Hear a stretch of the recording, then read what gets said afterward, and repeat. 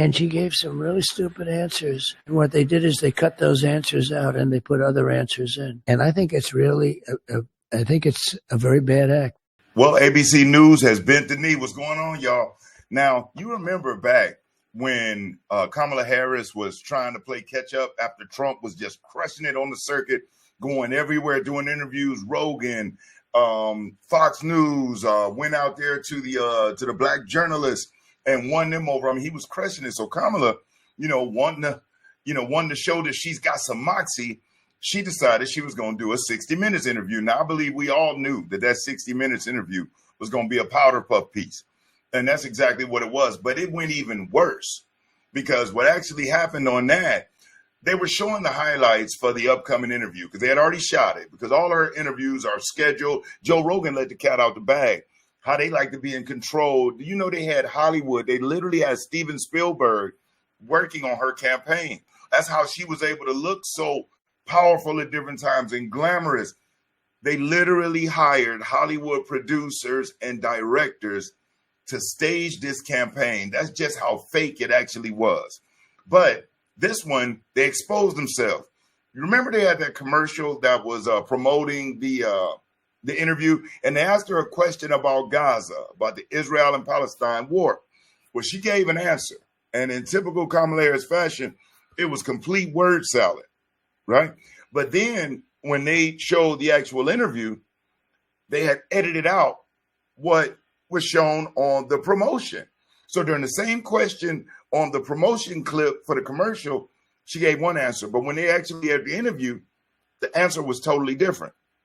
Trump's team, and a lot of us caught that, and he called it out because that is campaign election interference.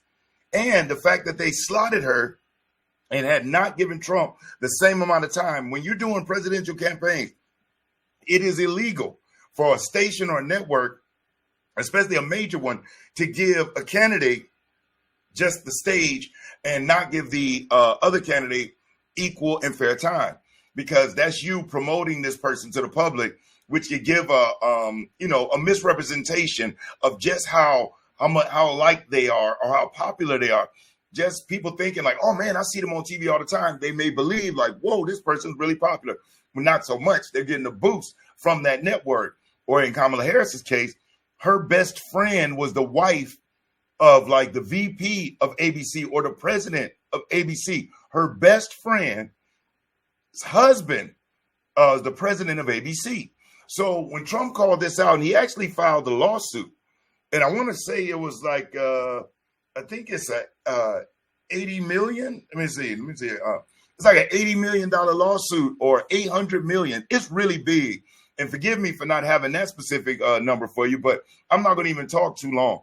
I want to get into this. I got some video clips that I want to show you as far as with the FCC chair and what Trump had to say.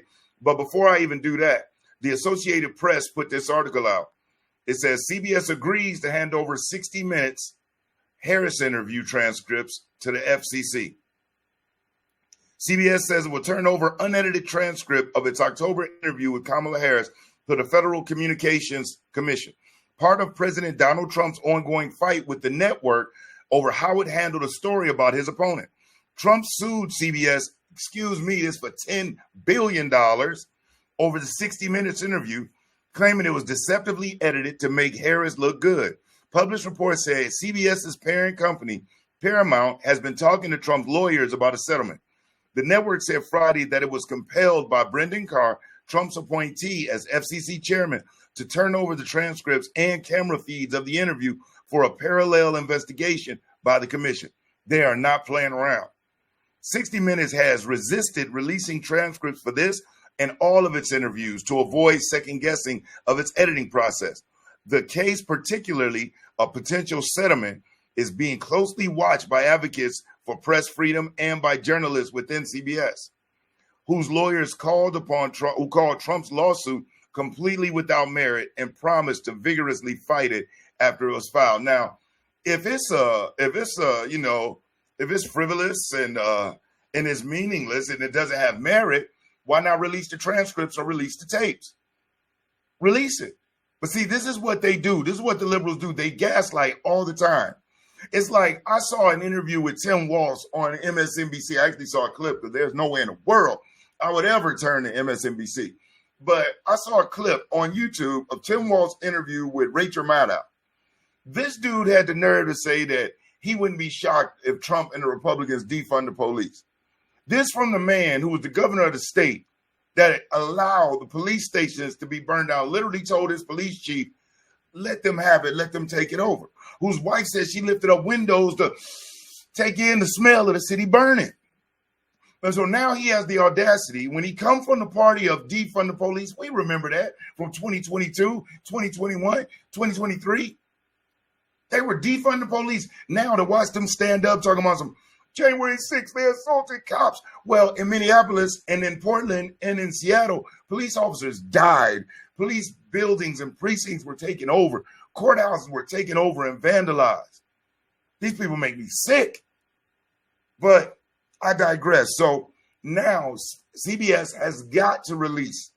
They have got to release the tapes and the transcripts or face that $10 billion lawsuit. Now, here's the kicker. They want to come with a settlement. And we know the Donald. He is not going to settle for anything that allows them to tuck their head and to hide the fact that this entire time it has been campaign interference. And we know it. And I'm so happy that not only that President Trump is in there, but his picks that have been in these hearings being just having darts and everything thrown at them by the Democrats, not asking anything about their plans, not asking anything about how they're going to fix blah, blah, blah. They stuck on 2020 and they're trying to get a gotcha moment. Well, guess what? We got you because now for the first time, I don't know in how long, the deep state is being dismantled. And that's why I prayed that the president was able to make it to January the 20th. And I don't know about you. You can keep it real with me on here. Weren't you nervous? Now, I'll tell you when I wasn't nervous, or even on that day, when I heard a report that said that Bush, Clinton, and Biden wasn't going to attend the inauguration. When I heard that, I said, oh, Lord, I'm not going to make it. But the fact that they showed up and their wives, I said, no, he's good as gold. He's good. So check out this clip here that's going to tell us about the FCC chairman. And he was at the FCC even prior to Trump's election, but he wasn't in a role. He was like the commissioner. He wasn't the chairman. So he still had a boss. And guess what?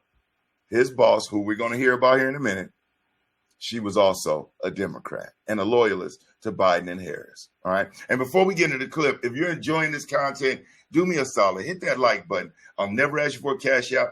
I'll never ask you for a super chat, but you hitting the like button is currency. It'll spread the video out so other people can see it and enjoy it, and we can help wake people up. And if you aren't subscribed to the channel, subscribe. And once you do, hit the notification bell and then select all. So you'll be notified when I upload new videos, which I do daily. All right. So let's check out this clip here. Bias against CBS, ABC, and NBC have been revived. Complaints of media bias against CBS, ABC, and NBC have been revived by President Trump's new Federal Communications Commission chair, Brendan Carr. The FCC chair under the Biden administration, Jessica Rosenworcel, had dismissed the complaints of biases in election coverage last week. But under Carr, the FCC will continue to investigate the complaints, claiming these affiliates distorted their broadcast to favor Vice President Kamala Harris over now President Donald Trump during the heat of the election cycle. FCC Chair Brendan Carr taking over the federal agency this week and immediately reversing his predecessor's decision to dismiss 3 bias complaints. The now former FCC chairwoman called the complaints a weaponization of the agency's licensing authority, saying the complaints were at odds with the First Amendment's protections of a free press. The Carr. You know what's funny about that? You know what's funny about these Democrats?